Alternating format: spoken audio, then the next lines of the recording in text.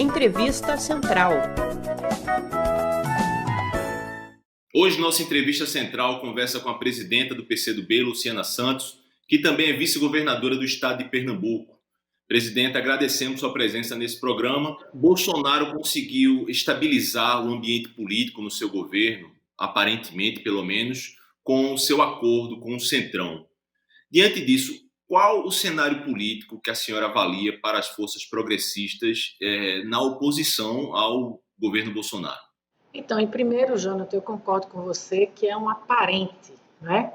Porque penso eu que essa resultante dele ter resolvido fazer uma interseção, uma interlocução com parte do Centrão, né? Nem todo o Centrão, se deveu, paradoxalmente, a uma sucessão de derrotas que ele sofreu, seja no parlamento, o Fundeb, que ele não queria, a própria ajuda emergencial, que ele queria que fosse de R$300, de 200, e foi 600.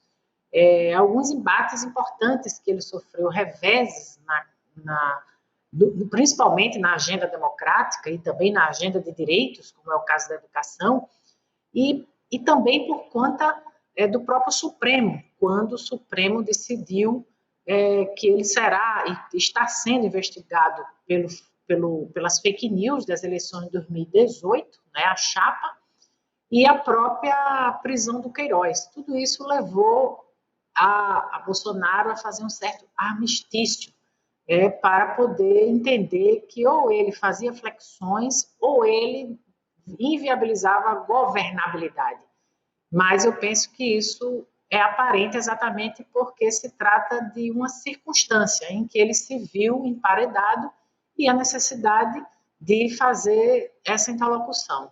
Presidente, falando exatamente dessa base radical que a senhora citou aqui, que é o setor ideológico do governo, um setor que agora parece que perde um pouco na agenda para esse pragmatismo do presidente. Diante disso que você falou, isso é uma característica de que a democracia se impôs ou é apenas uma estratégia do governo Bolsonaro momentânea? Eu penso que é momentânea, é uma flexão, um reposicionamento na tática, mas ele é, de maneira inconteste, um convicto do autoritarismo, não é? Ele nunca negou isso. Ele tem 28 anos de mandato, passou por mais de 9 partidos e ainda assim conseguiu encorpar ou se caracterizar ou se apresentar como antissistema. Ele quer mudar o regime, só que ele não teve força suficiente para isso. Então, a gente vive esse impasse, né? No Brasil. Ele não tem força suficiente para poder impor o regime autoritário e nem a oposição tem força suficiente para poder afastá-lo do governo que, num determinado momento, com o isolamento que ele estava sofrendo antes de dialogar com o Centrão,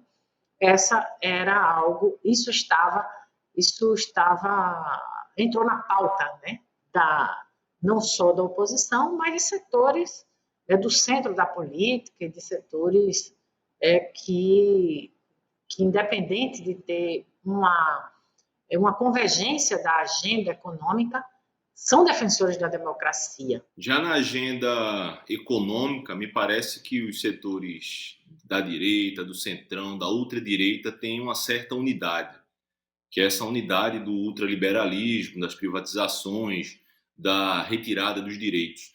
Como enfrentar essa agenda que enfraquece o Estado brasileiro? O que eu penso, Jonathan, é que com essa pandemia se muda muito o debate sobre o papel do Estado, né? A pandemia é um fenômeno avassalador, um vetor que hoje impulsionou as crises múltiplas da geopolítica mundial, inclusive, e no Brasil. Nós estamos batendo aí a casa, né, de mais de 150 mil mortos no Brasil, e quando você olha para um lado para o outro, não há alternativa que não seja uma intervenção forte do Estado. Você vê que a Angela Merkel, na Alemanha, né, anunciou um pacote de 750 bilhões de euros para poder salvar a economia. Então, se quebrou tabus no mundo todo. Então, essa palavra, mudou-se a palavra de ordem, mesmo dos países capitalistas no mundo. Eles hoje, a palavra de ordem é gasto público, não é? Então, é perceptível que mesmo no núcleo econômico do Bolsonaro, Guedes e o próprio anúncio que foi feito pelo Ramos, né, pelo general Ramos, em plena pandemia, que anunciava investimentos públicos para a retomada de infraestrutura urbana, e mesmo hoje o papel de Rogério Marinho no Ministério da Integração Nacional vai na contramão de toda essa lógica da regra de ouro, do teto de gastos, e mesmo aquilo que impulsionou a retomada da popularidade dele, embora ele não quisesse, que foi a ajuda emergencial. Presidenta, você lembrou bem, essa é uma pauta que pode ser encampada pelos partidos da oposição. O PCdoB está na oposição ao governo Bolsonaro, uma pauta de onde tirar dinheiro e verbas necessárias para políticas públicas para enfrentar a pandemia, como, por exemplo, taxação de grandes fortunas, mudanças no imposto de renda e outras. Isso é uma pauta para a oposição? Achamos que é preciso retomar o papel do BNDES como impulsionador de crédito para o setor produtivo. Todo lugar do mundo tem um banco de desenvolvimento, um banco de fomento.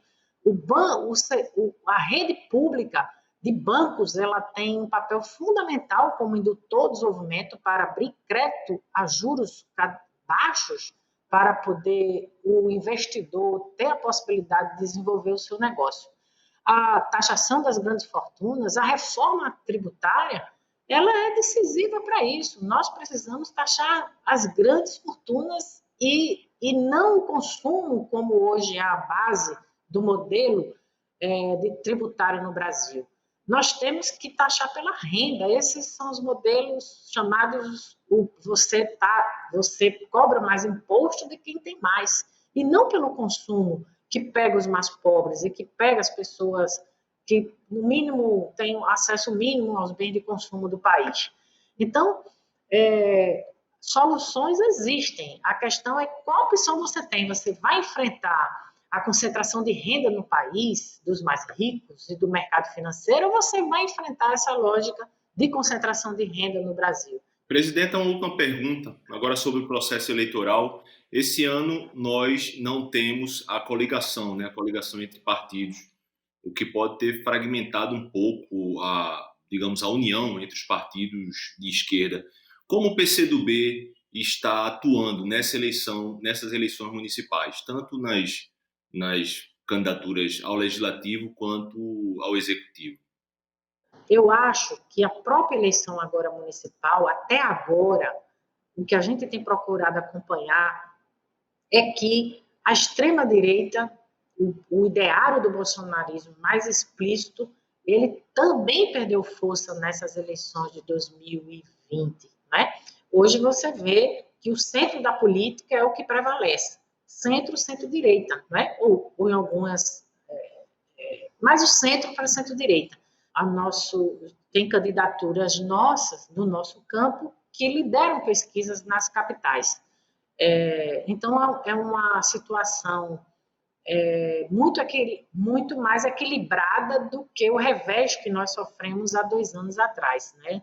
É possível que a gente, nessas eleições, tenha como saldo a derrota da extrema-direita no Brasil